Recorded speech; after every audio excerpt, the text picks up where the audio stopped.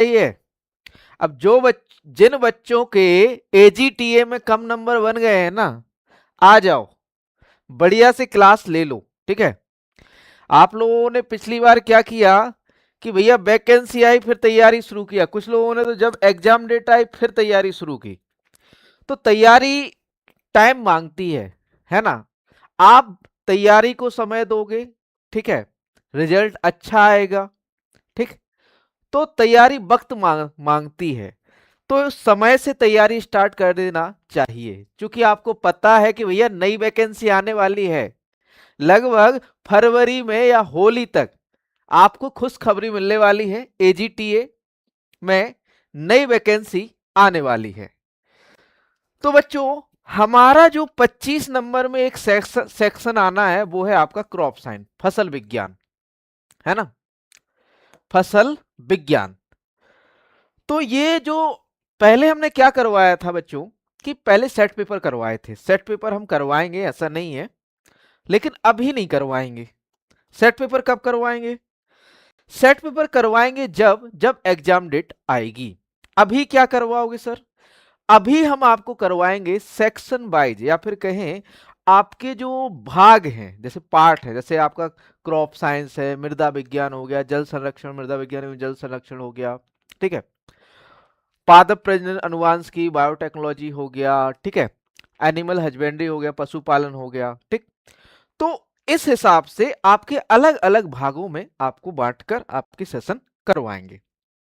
ठीक है, तो आज का सेशन है क्रॉप साइंस का, जिसमें आपका पहला लेक्चर है। डेली 8 बजे आपका ये स्टार्ट होने जा रहा है आज से ही। ठीक, तो ये आपका जो चलेगा मंडे टू सैटरडे चलेगा।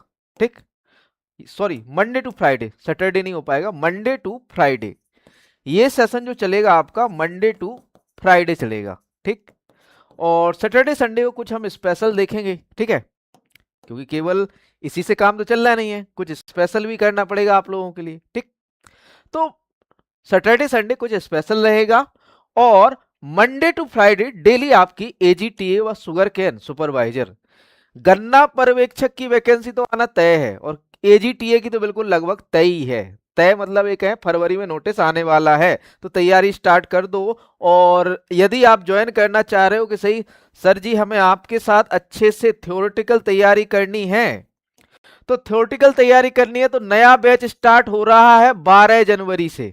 ठीक है, सुबह 7 बजे टाइमिंग रहेगी लाइव क्लास की, वो रिकॉर्डेड भी रहेगी आपके लिए। लाइव प्लस रिकॉर्डेड क्लासेस, ई बुक की सुविधा रहेगी उसमें, टेस्ट सीरीज, डेली क्विजेस, और फीस मात्र 999। ठीक, ये आपका 1 से 2 साल है, एग्जाम तक वैलिड रहेगा। और साथ में साथ यदि आप किताबें भी मंगवाना चाह रहे हो कि भाई हमें ऑनलाइन बैचेस तो खरीदना है, साथ में साथ हमें बुक्स भी चाहिए, तो बुक्स हमारी एप्लीकेशन विजन एग्री एकेडमी पे मिल जाएगी, कहीं परेशान नहीं होना है। नीचे आपको डिस्क्रिप्शन में लिंक मिल जाएगा। ठीक, साथ में साथ हमने देखो बच्चों आप लोगों के लिए गन्ना पर्यवेक्षक व स्कैन सुपरवाइजर के लिए टेस्ट सीरीज और बुकलेट दोनों पीडीएफ के फॉर्म में प्रश्न पुस्तिकाएं देंगे हम, और टेस्ट सीरीज के रूप में आपको 30 फुल लेंथ, 50 टॉपिक वाइज और 20 सब्जेक्टिव टेस्ट आपके रहने वाले। लैंग्वेज जो रहने वाली है हिंदी इंग्लिश दोनों रहने वाली है, केवल हिंदी नहीं रहेगी, इंग्लिश बाइलिंगुअल रहेगा सारी चीजें। और एक कॉम्बो बैच है जो आपका 1499, जिसमें आपका एजीटीए, गन्ना पर्यवेक्षक और आपका एडीओ की तैयारी करवाने वाले हैं। ठीक है, तो आज का पहला क्वेश्चन, लेवल ऑफ क्वेश्चन देखिएगा आज के। ठीक है, आज का पहला प्रश्न है बच्चों, असर्शन लिखा है सीड एक्ट 1966 का उद्देश्य, कथन व आपका कारण। ठीक, सीड एक्ट 1966 का उद्देश्य किसानों को गुणवत्ता युक्त बीज उपलब्ध कराना है। रीजन दिया गया है आर, यह अधिनियम बीजों की बिक्री से पहले उनके प्रमाणन को अनिवार्य बनाता है। The objective of the Seeds Act 1966 is to provide quality seed to farmer. Reason दिया हुआ है, This act makes certification of seeds mandatory before their sale. अब यहां पर ऑप्शन दिए गए हैं बच्चों। ऑप्शन ए है ए और आर दोनों सत्य हैं तथा आर और ए की सही व्याख्या करता है। ऑप्शन बी दिया गया है ए और आर दोनों सत्य है, परंतु आर ए की सही व्याख्या नहीं करता है। ऑप्शन सी है ए सत्य है और आर असत्य है। ऑप्शन डी ए सत्य है और आर सत्य है, सॉरी ए असत्य आर सत्य, और ए और आर दोनों असत्य हैं। अब आपको बताना है सही उत्तर क्या होगा। आप हमारे प्यारे बच्चे हैं तो सही उत्तर आप लोग बताएंगे, है ना। तो बताइए बच्चों, सही उत्तर क्या होगा, ए बी सी या फिर डी। सीड एक्ट 1966 का उद्देश्य किसानों को गुणवत्तायुक्त बीज उपलब्ध कराना है, ये तो बिल्कुल सत्य है, 100% सत्य है ना, इसको झुटला नहीं सकते, 100% ट्रू है। ठीक। रीजन जो है, यह अधिनियम बीजों की बिक्री से पहले उनके प्रमाण को अनिवार्य बनाता है, तो ये ऐसा नहीं है। जो सीड एक्ट है ये बिल्कुल ये नहीं कहता कि भैया ये अनिवार्य होना चाहिए, है ना। क्या नहीं कहता बच्चों कि अनिवार्य होना चाहिए, बिल्कुल नहीं कहता। तो यहां पर जो है प्रमाणन सर्टिफिकेशन बिल्कुल मैंडेटरी नहीं है, ठीक है। तो यहां पर जो सही उत्तर हो जाता है ऑप्शन सी, ए सत्य है और आर असत्य है। A is true, R is false. A is true, R is false. ठीक। अब बच्चों जो सीड एक्ट की बात करें तो सीड एक्ट कब आया था भाई, 1966 में आया था। ठीक, 1966 में आया था सीड एक्ट। ठीक, और ये लागू कब हुआ था भैया, तो लागू हुआ था 1969 में, 1969 में ये लागू हुआ और 1966 में आया था। ठीक है।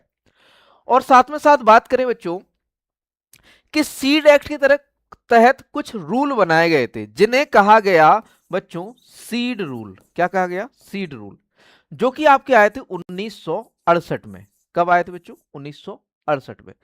सीड एक्ट आया 1966 में, लागू हुआ 1969 में, और सीड एक्ट के तहत सीड रूल जो आया 1968 में आया। ठीक। सीड रूल भी हम पढ़ाएंगे, उसमें आपका जो है इंसेक्टिसाइड या फिर कहे बीज प्रमाणन की सारी तकनीकी है, सारा कुछ हम आपको करवाने वाले हैं। ठीक है, तो परेशान नहीं होना है, क्वेश्चन लेवल जो रहेगा वो अच्छा रहेगा आपका। ठीक, तो उत्तर यहां पर सी हो जाता है। अगला क्वेश्चन, सीड एक्ट या 1966 की बात करें तो सीड एक्ट 1966 भारत में बीजों की गुणवत्ता नियंत्रण, प्रमाणन और विपणन के लिए बनाया गया प्रमुख कानून है, ताकि किसानों को शुद्ध, प्रमाणित और विश्वसनीय बीज मिल सके। ठीक, इतना आपको क्लियर है। एक मतलब एक है, एक प्रमाणन और विपणन के लिए एक मतलब गुणवत्ता नियंत्रण या फिर कहें किसानों को एक विश्वसनीय बीज उपलब्ध कराने के लिए एक एक्ट है। ठीक, इसके भी कुछ प्रावधान है। ठीक, जो सीड एक्ट है बच्चों ये 1966 में आया और लागू कब हुआ ये याद रखना, एसटीए में पूछा गया था लागू कब हुआ था। लागू कब हुआ, 1969 में लागू हुआ। ठीक, सीड रूल जो कि सीड एक्ट के तहत ही है, इस बार टीए में सीड रूल से क्वेश्चन आया था, है ना, कि भैया कोई अक्रिय पदार्थ है या फिर कहें यदि केमिकल से उसे उपचारित किया जा रहा है तो चारे के लिए या फिर कहें किसी रूप में भोजन के लिए उपयोग करना चाहिए, ये जो है आपका जो है मतलब एक है आंसर था उसमें। ठीक, तो केमिकल से उपचारित था तो चारे के लिए उपयोग नहीं करना चाहिए, है ना, खाने के लिए उपयोग नहीं करना चाहिए। सीड रूल जो है सीड एक्ट के तहत ही आता है, जो कि 1968 में आया था। ठीक, आगे बात करें बच्चों उद्देश्य की, तो हमने बताया बीजों की गुणवत्ता को सुनिश्चित करना, पहला काम। दूसरा उद्देश्य नकली या घटिया बीज की बिक्री को रोकना। तीसरा उद्देश्य किसानों के हितों की कानूनी सुरक्षा करना। व चौथा उद्देश्य है बीज उत्पादन, परीक्षण और बिक्री का नियमन करना, है ना, नियमन करना है, रेगुलेट करना उसको। ठीक, आगे बात करें बच्चों मुख्य प्रावधान की, तो बीज अधिसूचना केंद्र सरकार फसल या किस्में अधिसूचित करती है। ठीक, बीज विपणन की बात करें तो स्टेट सीड सर्टिफिकेशन एजेंसी द्वारा जो है बेचा जाता है। बीज परीक्षण प्रयोगशालाओं की बात करें तो गुणवत्ता की जांच हेतु ये बनाई गई हैं। बीज निरीक्षक की बात करें तो नमूना लेना, जांच करना, सीज या सील करने का अधिकार जो है बीज निरीक्षक को होता है। लेबलिंग अनिवार्य है किस्म शुद्धता % और अंकुरण % और बैच पैकिंग तिथि के लिए। और दंड क्या है, जुर्माना या कारावास या दोनों भी हो सकते हैं। ठीक, यदि आप जो है इसको सही से नहीं करते। संस्थागत ढांचे की बात करें तो central seed committee, state seed certificate एजेंसियां होती हैं, सीड टेस्टिंग लेबोरेटरी और आपका सीड इंस्पेक्टर जो कि बीज की जांच करता है। ठीक, अगला क्वेश्चन है असर्शन एंड रीजन दिया गया है। ठीक है, असर्शन है A labelling of seed is mandatory under the seed act 1966। Reason labelling provide farmers with information about the quality. बिल्कुल सही, quality, variety and germination percentage of the seed, है ना। तो असर्शन ये है कि सीड एक्ट 1966 के अंतर्गत बीजों का पर लेबल लगाना अनिवार्य है। ठीक है, बिल्कुल अनिवार्य है भैया, लेबल लगाना तो जरूरी है, लेकिन सर्टिफिकेशन प्रमाणन आवश्यक नहीं है, लेबलिंग अनिवार्य है। ठीक, लेबलिंग से किसान को बीज की गुणवत्ता, किस्म एवं अंकुरण प्रतिशत की जानकारी मिलती है। हाँ भी भाई, ये बिल्कुल सही है, अगर लेबल है तो आपको पता चलेगा कि भैया वैरायटी कौन सी है, इसकी क्या क्वालिटी है, क्या खासियत है ना, तो सारी चीजें हमें मिलेंगी। तो यहां पर both A and R are true and R is the correct explanation of I, है ना। ए और आर दोनों सत्य हैं तथा आर ए की सही व्याख्या करता है, तो यहां पर सही उत्तर ऑप्शन ए हो जाता है। ठीक, सॉरी बच्चों, आप लोगों को ये आंसर करना था, मुझे नहीं। ठीक है, तो आप लोग आगे से आंसर करिएगा, मैं नहीं करूंगा आंसर। ठीक, आगे से आंसर आप लोगों को करना, और सेशन अच्छा लगे तो शेयर जरूर करना है अपने ग्रुप्स में, अपने फ्रेंड्स के साथ। ठीक है, विजन एग्री एकेडमी पिछली साल भी तत्पर था, इस साल भी डबल तत्पर है ना। पिछली साल शुरुआत थी, इस साल तो बच्चों बहुत कुछ करने वाले हैं, है ना, कुछ भी कमी नहीं छोड़ने वाले। पिछली साल 20,000 क्वेश्चन दिए थे विजन एग्री एकेडमी ने, और बहुत मेहनत भी की थी, और सारी मेहनत को अब क्या करना है बच्चों, संशोधित करना है। संशोधित मतलब ये कहें कि थोड़ा सा एडिशन करना है उसमें।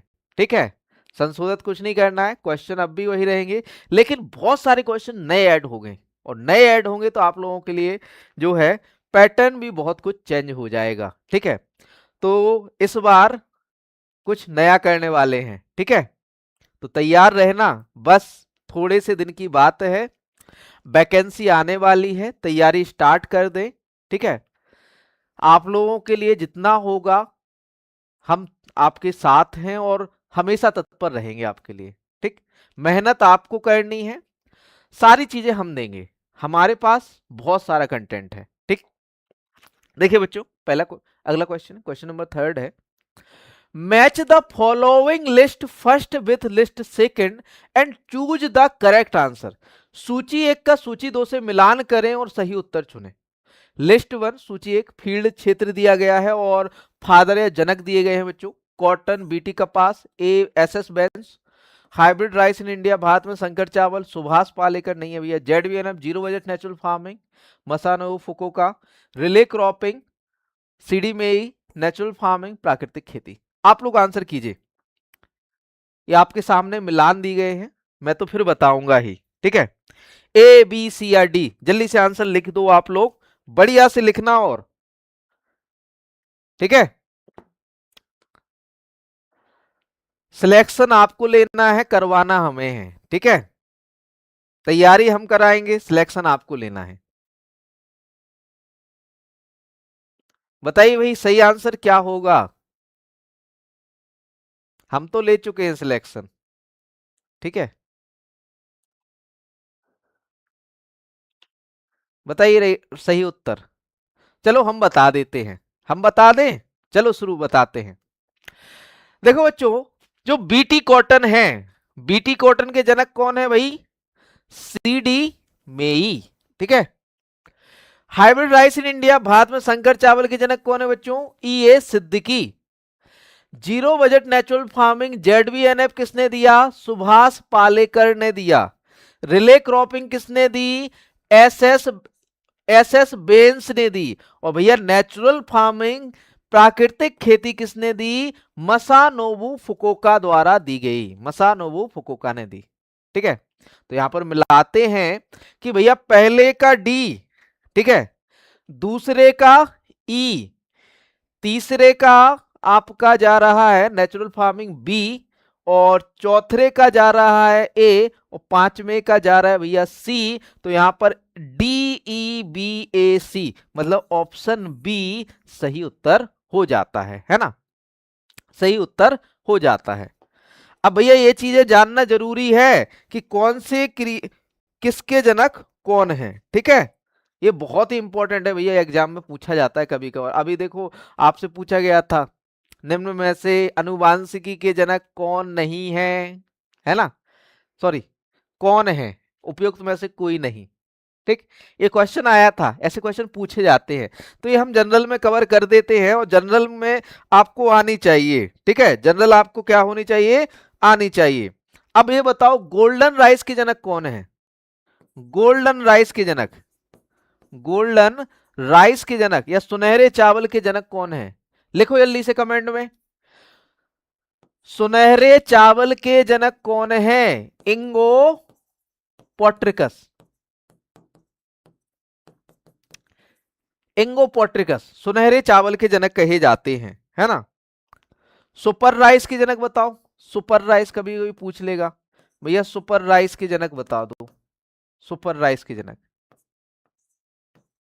कौन है, गुरुदेव सिंह खुश, जीएस खुश, है ना, ये तो याद होंगे ना, इजी है ना, इजी है, तो थोड़ा सा कठिन पूछा जाए तो बताइए भैया,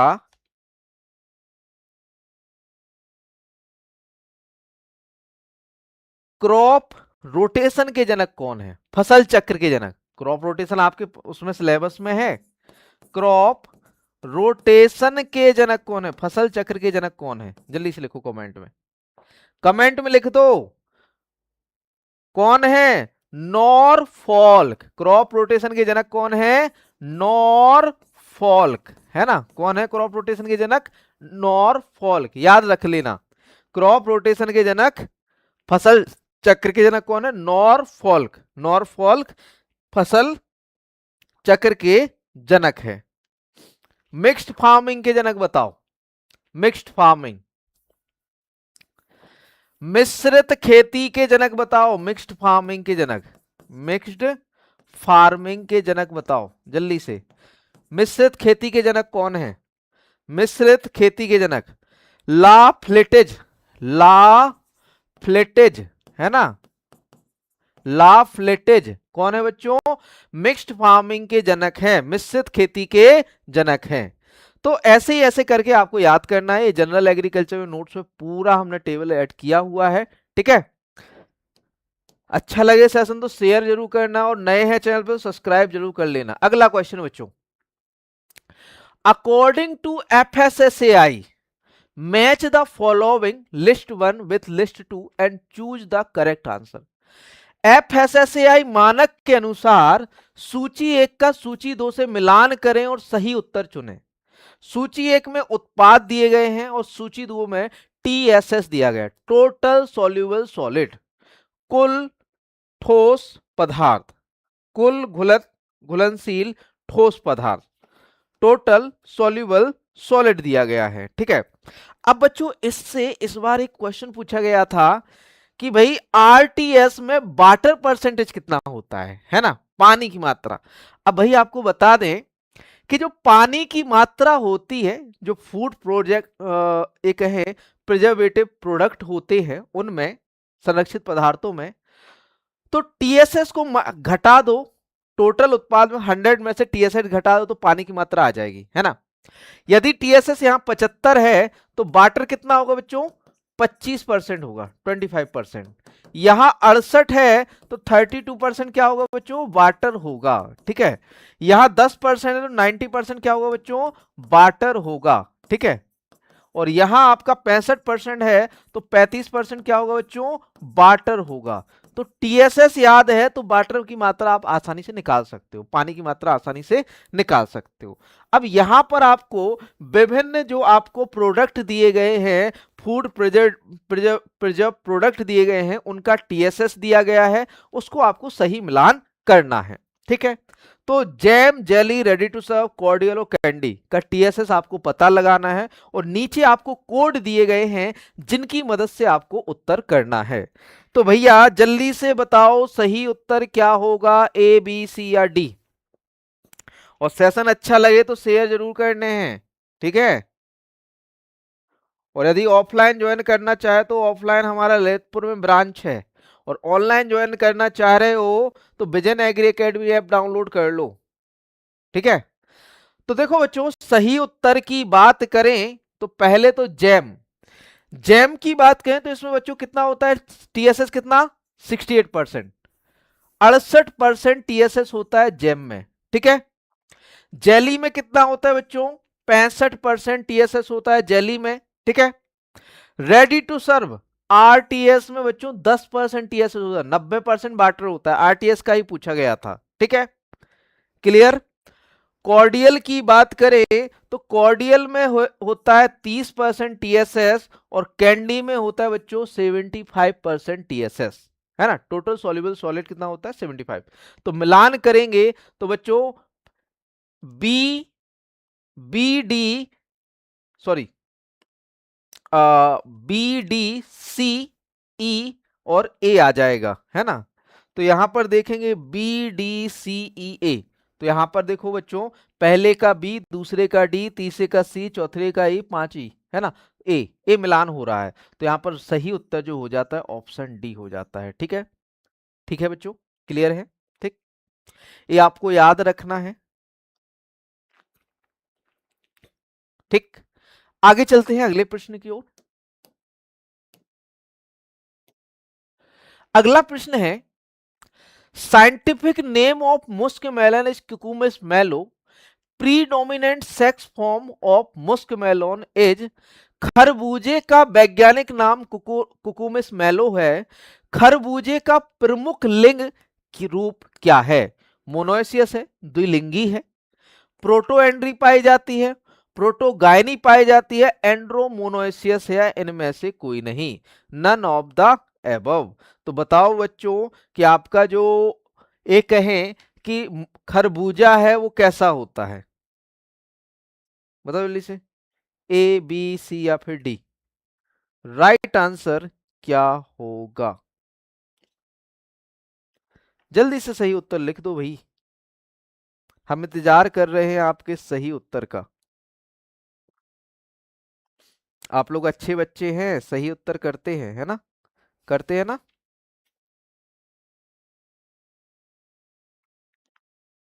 बताइए सही उत्तर क्या होगा।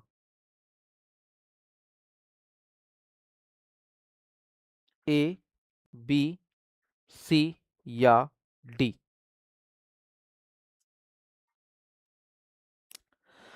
तो बच्चों जो मुस्कमेलन है, खरबूजा है, ये कैसा होता है, एंड्रोमोनोएसियस होता है ना, एंड्रोमोनोएसियस।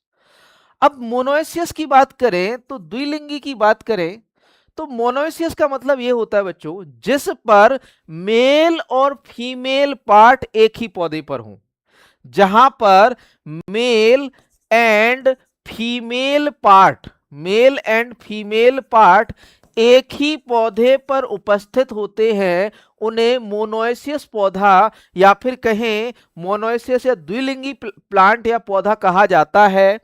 जबकि जिन पौधों पे या तो मेल या फीमेल होता है उन्हें कहते हैं बच्चों डायोसियस, डायोसियस प्लांट, है ना, डायोसियस प्लांट,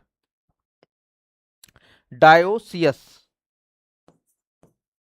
डायोसियस प्लांट। ठीक, थोड़ा सा सॉरी, डायो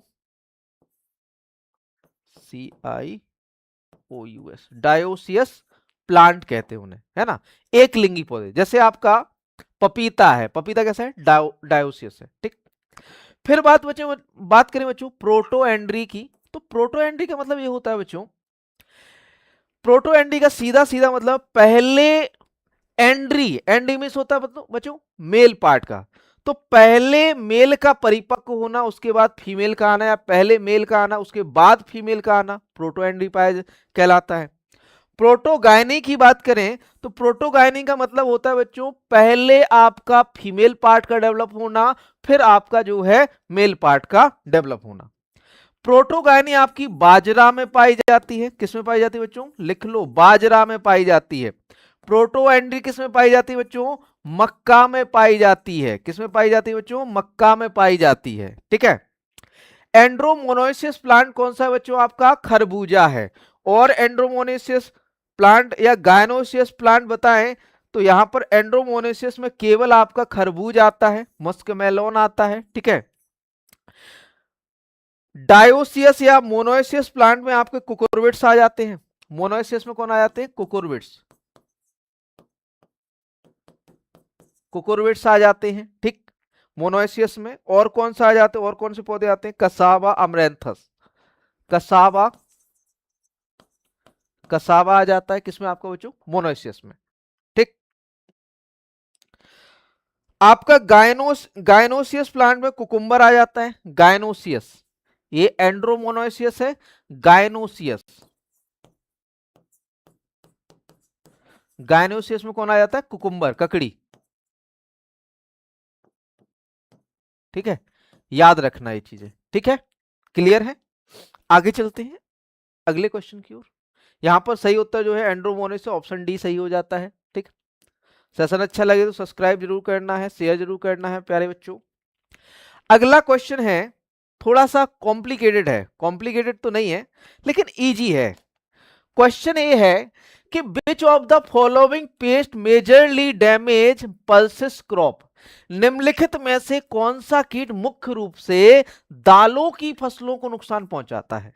ऑप्शन ए एक्सलेस्टिस एटोमोसा, हेलिकोवर्पा अर्मीजेरा, मेलेंग्रोमाइजा ऑप्ट्यूसा, होलोट्राइचिया कॉन्सेनगुनिया और लिप एपिस इरिसाइमी। सही उत्तर का चयन करें।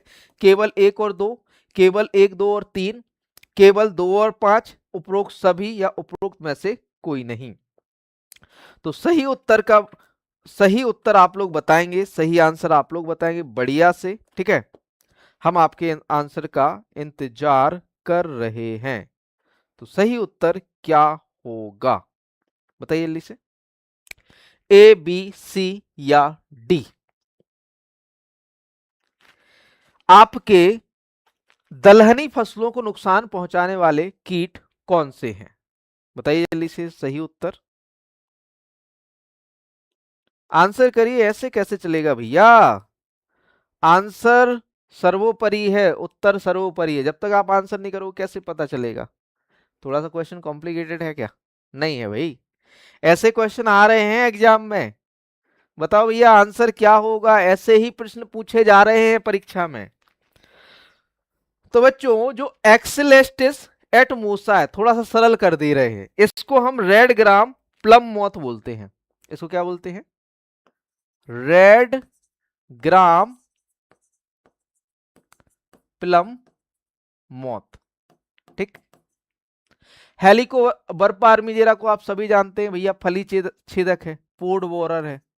पोड बोरर, ये तो बिल्कुल लगता ही है ना? पोड बोरर। अब दोनों कीट तो हो गए बच्चों। रेड ग्राम मतलब अरहर का कीट है ना? ये आपका पोड बोरर है, हेलिकोवर्पा अर्मीजेरा। ठीक। मेलेंग्रोमाइजा ऑप्ट्यूसा, मेलेंग्रोमाइजा ऑप्ट्यूसा, जल्दी से बताओ इसे क्या कहते हैं? रेड ग्राम पोड फ्लाई, इसे क्या कहते हैं? रेड ग्राम पोड फ्लाई, या फिर कहें अरहर फल मक्खी, अरहर फल मक्खी। होलोट्राइचा कॉन्सेनगुनिया, होलोट्राइचा कॉन्सेनगुनिया, होलोट्राइचा कॉन्सेनगुनिया, इसे हम बोलते हैं व्हाइट ग्रब, व्हाइट ग्रब, सफेद ग्रब, है ना? और लिप एफिस इरिसाइमी जो कि आपका मस्टर्ड एफिड है, मस्टर्ड एफिड है। तो बच्चों अब तो आंसर कर दोगे ना? तो यहां पर सही उत्तर हो जाता है ऑप्शन बी, एक, दो और तीन। यहां पर होलोट्राइचा कॉन्सेनगुनिया व्हाइट ग्रब जो कि आपका मूंगफली का प्रमुख कीट है, मूंगफली का प्रमुख कीट है होलोट्राइचा कॉन्सेनगुनिया। और लिप एपिस इरिसाइमी मस्टर्ड एफिड ये आपका सरसों का प्रमुख कीट है। किसका है बच्चों? सरसों का मेजर जो है आपका क्या है? आपका इंसेक्ट है। तो यहां पर जो आपका रेड ग्राम प्लम मॉथ, एक्सलेस्टिस एटमोसा, हेलिकोवर पार्मिजेरा, पोड बोरर हो गया, मेलेंग्रोमाइजा ऑप्टिवसा, रेड ग्राम पोड फ्लाई हो गया, ये मुख्य रूप से दलहनी फसलों के क्या है बच्चों? कीट है। तो यहां पर सही उत्तर जो हो जाता है ऑप्शन बी हो जाता है। आगे बढ़ते हैं अगले प्रश्न की ओर। प्रश्न नंबर है बच्चों 7, क्वेश्चन नंबर 7। इसका आंसर आप लोग करेंगे। केंद्रीकृत खरीद प्रणाली के अंतर्गत खाद्यान्न की खरीद एफसीआई या राज्य सरकार की एजेंसियां एमएसपी पर करती हैं। विकेंद्रीकृत खरीद के अंतर्गत किन फसलों की खरीद की जाती है? डिसेंट्रलाइज मतलब एक है जो एफसीआई है आपका विकेंद्रीकृत खरीद करता है ना। तो under the centralise procurement system who procure food grains, FCI और state government agencies at MSP, which crop are procured under the decentralise procurement system? कौन सी फसलें खरीदी जाती हैं? केवल चावल, केवल गेहूं, केवल मोटे अनाज, या चावल गेहूं एवं मोटे अनाज, या दालें एवं तिलहनी फसलें? बताइए सही उत्तर क्या होगा? ए, बी, सी या फिर डी? और सेशन अच्छा लग रहा हो तो सब्सक्राइब जरूर करने हैं चैनल को, ठीक है। Vision agri academy, vision agri academy आपको सिलेक्शन जरूर करवाएगा। बताइए सही उत्तर क्या होगा? इस बार लगभग 100 प्लस ऐसे बच्चे हैं जो 50 प्लस मार्क्स लेकर आ रहे हैं, ठीक है। कुछ तो 60 है, 69 है, ठीक है। ऐसे बच्चे हैं हमारे। बस रिजल्ट, फाइनल रिजल्ट का इंतजार है, ठीक है। फिर अनाउंसमेंट करेंगे कितने बच्चों ने सिलेक्शन लिया। क्या होगा बच्चों सही उत्तर यहां पर? तो हमने बताया था बच्चों कि जो एफसीआई है, फूड कॉर्पोरेशन ऑफ इंडिया है, 1965 में स्थापित हुआ था। यह जो है एमएसपी पर आपका गेहूं व चावल की खरीद करता है प्राथमिक रूप से। प्राथमिक रूप से आप सुन लेना, प्राथमिक रूप से गेहूं व चावल की खरीद करता है और इसका बफर स्टॉक मैनेज करता है। बफर स्टॉक मतलब इसको मेंटेन करता है या फिर कहें इसके स्टॉक को रखता है। दूसरी चीज, सेकेंडरी जो इसका कार्य है वो है मोटे अनाजों को खरीद और भंडारण। भैया यह जो मोटे अनाज है, मिलेट्स हैं, इसकी भी एमएसपी पर खरीद के लिए जिम्मेदार जो होगा वो होगा बच्चों FCI, food corporation of India. और इसका बफर स्टॉक भी कौन करेगा बच्चों? मैनेज करेगा, फूड कॉर्पोरेशन ऑफ इंडिया। तो यहां पर सही उत्तर हो जाता है ऑप्शन डी, चावल और क्या? चावल और, जल्दी से बताओ, चावल, गेहूं और मोटे अनाज। ऑप्शन डी सही उत्तर हो जाता है, चावल, गेहूं और मोटे अनाज, ठीक। आगे चलते हैं बच्चों, अगला question. It is called by fungus, it is predominantly affected the stem of the plant, it is also known as a killer disease of wheat. यह फंगस के कारण होता है और यह मुख्य रूप से पौधे के तने को प्रभावित करता है। इसे गेहूं की जानलेवा बीमारी के नाम से भी जाना जाता है। कौन सी है बच्चों? पक्सीनिया रिकंडिटा, पक्सीनिया ग्रैमिनेस टिटिसी, पक्सीनिया स्टेरिफॉर्मिस या कोरेनोबैक्टीरियम टिटिसी। गेहूं की यह कौन सी बीमारी है? बताओ जल्दी से, ए, बी, सी या फिर डी? क्या होगा भैया सही उत्तर? ठीक है, आप लोग सही उत्तर नहीं बताते हो, कमेंट नहीं कर रहे हो। कर दो यार कमेंट, ऐसे थोड़ी ना चलेगा। बताओ क्या होगा सही उत्तर? थोड़ा सा आसान कर दें, आसान कर दें आप लोगों के लिए। चलो कर देते हैं, कर दें। नहीं यार, आसान कर देंगे तो फिर कैसे चलेगा, है ना।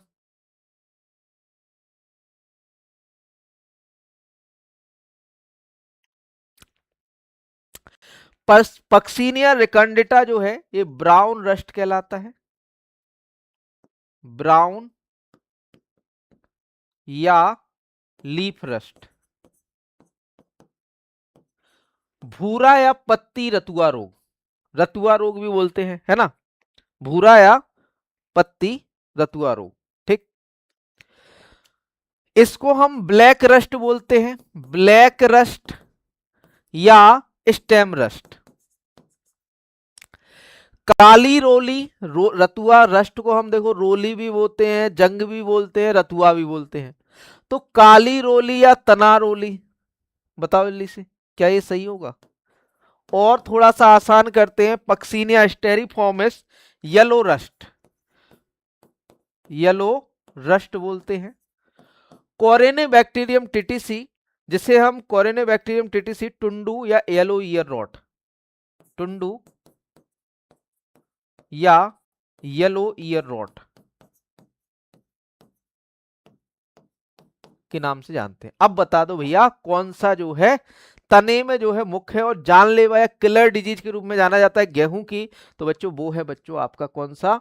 पक्सीनिया ग्रिमनेस टिटिसी। ये फंगस से होने वाली क्या है? बीमारी है। अब बच्चों जितनी भी आपकी रस्ट या रोली डिजीज है, रतुआ रोग है, ये आपका किससे होता है भैया? फंगस से ही होता है। किससे होता है भैया? ये होता है आपका कवक से। ठीक, अब ये आपको बताना है कि भैया भारत में जो रोली रोग है, रस्ट रोग है, रतुआ रोग है, रतुआ डिजीज है या रस्ट डिजीज है, इसके खोजकर्ता कौन थे? बताओ जल्दी से। तो भारत में जो खोज की थी रस्ट की, वो की थी बच्चों केसी मेहता ने। लिख लो अपनी नोटबुक पे, केसी मेहता ने रोली रोग या रस्ट की जो है खोज की थी, है ना। इन्हें करमचंद मेहता भी कहते हैं। आगरा कॉलेज में इन्हें खोज की थी। इन्हें फादर ऑफ इंडियन रस्ट भी कहा जाता है। क्या कहा जाता है बच्चों? Father of Indian rust, father of Indian rust कहा जाता है बच्चों किसे? केसी मेहता को। भारतीय रस्ट या भारतीय रोली रोग के जनक कहे जाते हैं बच्चों केसी मेहता। क्लियर इतना? क्लियर इतना? आगे बढ़ते हैं अगले प्रश्न की ओर बच्चों।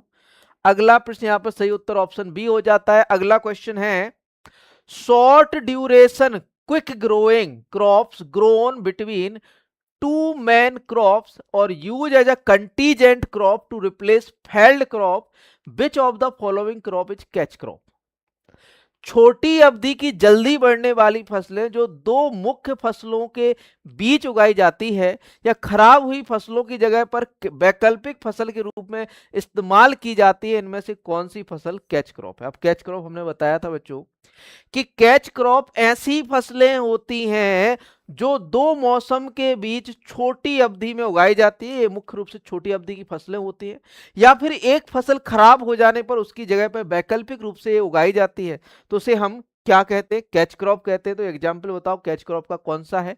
तोरैया, गन्ना, अरंडी या ग्राउंडनट या नन ऑफ दीज? बताइए लिसे, ए बी सी या फिर डी। सही उत्तर क्या होगा?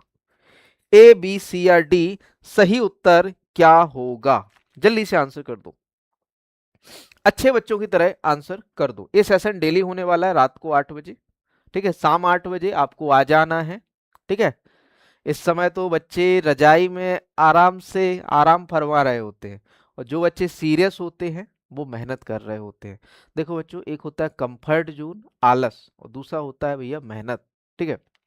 मैं भी चाहूं तो कंफर्ट जोन में जा सकता हूं, ठीक है, लेकिन मैं मेहनत करना जानता हूं, ठीक। तो एक बच्चे का जो शेड्यूल होना चाहिए, सुबह 6 बजे से रात के 10 बजे तक, चाहे कितनी भी सर्दी हो, चाहे कितनी भी गर्मी हो, यही एक अच्छा जो है एक पढ़ने वाले विद्यार्थी का जो है शेड्यूल होता है। और जो बच्चे रजाई में बैठ के पढ़ते हैं, ये समझ लो कि भैया उन्हें कुछ नहीं याद होना। जो मेहनत से टेबल पर टिक कर बैठे हैं, मेहनत कर रहे हैं, वो बहुत कुछ समझ जाते हैं, और जो रजाई में है उन्हें नींद आ जाती है और सो जाते हैं। यहां से भी कुछ बच्चे चले गए, है ना। तो यहां पर सही उत्तर की बात करते हैं तो बच्चों तोरैया, तोरैया क्या है बच्चों? कैच क्रॉप है ना, एक तरह की क्या है? Catch crop. अगला क्वेश्चन है, अभी एक नई योजना आई थी, कौन सी? प्रधानमंत्री धन धान्य कृषि योजना, है ना, पीएम डीकेवाई, डीडीकेवाई, प्रधानमंत्री धन धान्य कृषि योजना के संबंध में निम्नलिखित कथनों पर विचार कीजिए। अब यहां पर हमने धन धान्य योजना को अच्छे से कथन के साथ हमने ऐड किया है, ठीक है। तो यहां पर यह बताना है कि कौन से कथन सत्य हैं। निम्न कथनों पर विचार कीजिए। ऑप्शन ए पहला है, सॉरी यहां पर पॉइंट है, यह योजना 2025-26 में केंद्रीय मंत्रिमंडल द्वारा स्वीकृत की गई, जिसकी अध्यक्षता प्रधानमंत्री श्री नरेंद्र मोदी जी ने की थी। दूसरा दिया गया है, योजना का नोडल मंत्रालय कृषि एवं किसान कल्याण मंत्रालय है। इस योजना के अंतर्गत 100 जिलों का चयन कम उत्पादकता, कम फसल तीव्रता या तथा कम ऋण वितरण के आधार पर किया गया है। प्रत्येक चयनित जिले में डिस्ट्रिक्ट धान्य समिति द्वारा जिला कृषि एवं संबद्ध गतिविधियों की योजनाएं तैयार की जाती हैं। पांचवा दिया गया है, इस योजना में 11 विभागों की 36 मौजूदा योजनाओं का अभिसरण किया गया है तथा 117 प्रमुख प्रदर्शन संकेतकों या केपीआईज के माध्यम से मासिक निगरानी की जाती है। उपरोक्त कथनों में से कौन से कथन सही है, ये आपसे पूछा गया है। ऑप्शन ए केवल 1, 2 और 3, ऑप्शन बी 2, 3 और 4, ऑप्शन सी केवल 1, 2 और 1, 2, 4 और 5, केवल 3, 2, 3, 4 और 5, ऑप्शन ई